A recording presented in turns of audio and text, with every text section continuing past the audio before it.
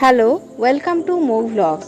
আজ আমি ছানা এবং নারকেলের দিয়ে তৈরি একটি সুস্বাদু মিষ্টির রেসিপি আপনাদের সাথে শেয়ার করব। তো প্রথমেই ছানাটা বানিয়ে নেওয়া যাক। ছানা তো বানানো আমরা সকলেই জানি। তো আমরা প্রথমে একটা প্যানে দুধ নিয়ে গরম করে নিচ্ছি এবং দুধে যখনই দেখব যে দুধটা ফুটে আসছে, ঠিক সেই মুহূর্তে আমরা লেবুর রসটা অ্যাড করে নেব।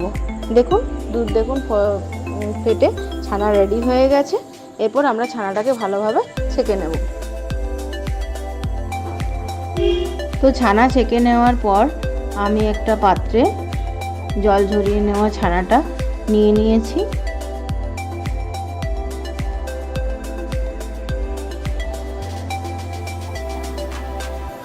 এরপর এটাকে ভালোভাবে 3 থেকে 4 মিনিট মতো থেসে নিতে হবে।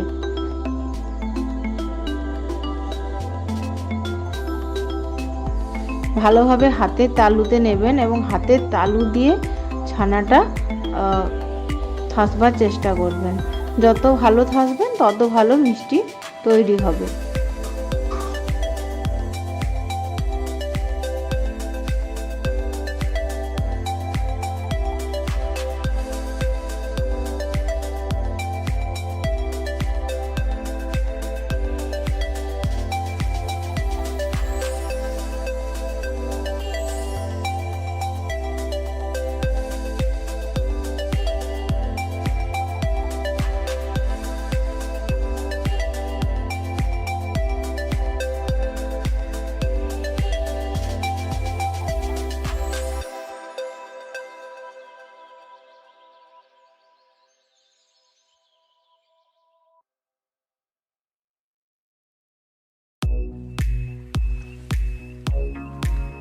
তো আমার ছানা থাসা হয়ে গেছে।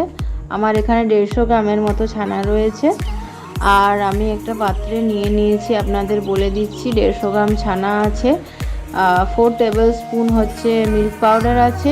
চিনি আমি খুব অল্প নিয়েছি, কারণ আমার বাড়িতে এখানে চিনি খুব কম খাওয়া হয়। চিনিও নিয়েছি 4 টেবিল স্পুন মতো।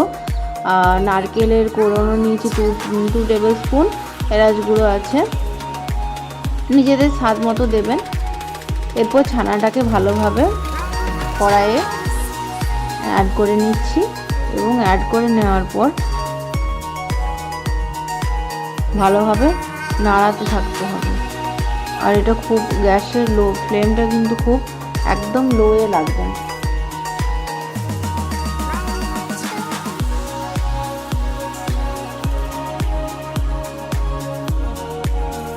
আর ক্রমাগত কিন্তু নাড়তে থাকতে হবে। এরপর চিনিটা অ্যাড করে নেওয়া হচ্ছে। চিনি আপনারা নিজেদের স্বাদ অনুযায়ী দেবেন। যেহেতু মিষ্টি, চিনি বেশি দিলেই ভালো হয়। মানে ধরুন 100 গ্রাম যদি ছানা নেন, তাহলে প্রায় 50 গ্রামের মতো চিনি নিতেই পারেন। বাট আমি এখানে চিনি অনেকটাই কম নিয়েছি, যেহেতু আমার বাড়িতে চিনি সবাই কমই খায়।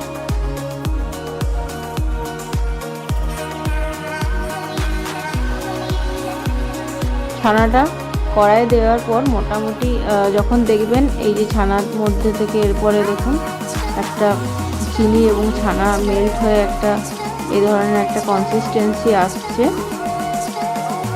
এরপর নারকেল কুড়োনোটা অ্যাড করবেন। নারকেল কুড়োনোটা আমি 2 টেবিল স্পুন মতো দিয়েছি, আপনারা চাইলে 1 টেবিল স্পুন মতো দেবেন। 1 টেবিল স্পুন মতো দিলে বেশ ভালো সন্দেশ মতো হয়, কিন্তু 2 টেবিল স্পুন মতো দিয়েছি যেহেতু আমরা একটু ঝুরঝুরের মতন করে সন্দেশটা একটু খাবো, সেই জন্য।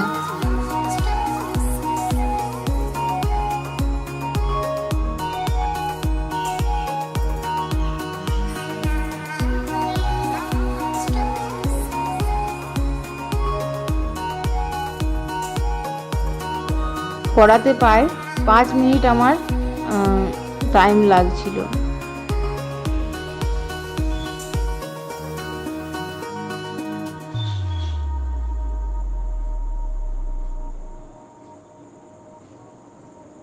এরপর এতে এলাচ গুঁড়ো অ্যাড করে নিচ্ছি।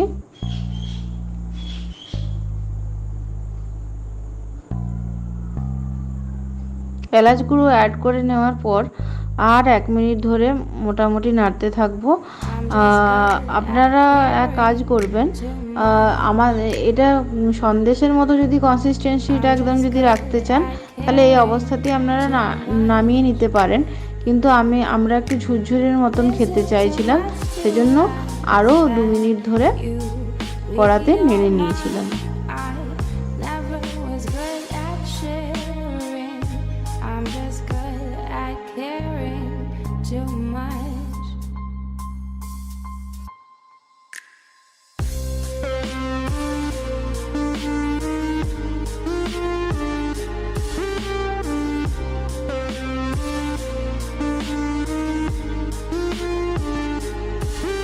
এরপর আমরা থালায় ঢেলে নিয়েছি। এরপর এতে পাক দিতে হবে। দেখবেন খুব গরম যাতে না থাকে, মোটামুটি হাত ছোঁয়া গরম অবস্থাতে পাক দেবেন, কারণ একবার অতিরিক্ত গরম অবস্থায় নামালে কিন্তু হাত পুড়ে যাওয়ারও চান্স থাকবে। আমরা যেহেতু ঝুরঝুরে একটু করে নিয়েছি সন্দেশটা, সেজন্য একটু পাক দিতে একটু টাইম লাগবে। এই দেখুন মা এতে পাক দিয়ে নিচ্ছে। প্রথমে ভালো করে প্যাড়ার মতন হাতে করে গোল গোল করে পাক দিয়ে তারপরে এরকমভাবে তালুর মধ্যে ঘুরিয়ে নিচ্ছে। কিছুটা এখানে এটা প্যাড়ার মতন শেপ দেওয়া হচ্ছে। আপনারা চাইলে নিজের মতন শেপ দিতে পারেন। এই মিষ্টিটা আমাদের বাড়িতে যখনই পুজো হয় তখনই এটা মা বানায় এবং খুব খেতে সুস্বাদু লাগে। আর আপনাদের সাথেও সেই জন্য ভিডিওটা শেয়ার করলাম। আর কীরকম রেসিপিটা আপনাদের কীরকম লাগলো, আর যদি বাড়িতে ট্রাই করেন, যদি খান, খেয়ে জানাবেন কীরকম লেগেছে এই রেসিপিটা। আর ভিডিওটি কীরকম লাগলো আমাকে অবশ্যই কমেন্ট বক্সে কমেন্ট করে জানাবেন। আর এতে গার্নিশিংয়ের জন্য মা এতে ব্ল্যাক রেজিন অ্যাড করে নিচ্ছে। Thanks for watching friends.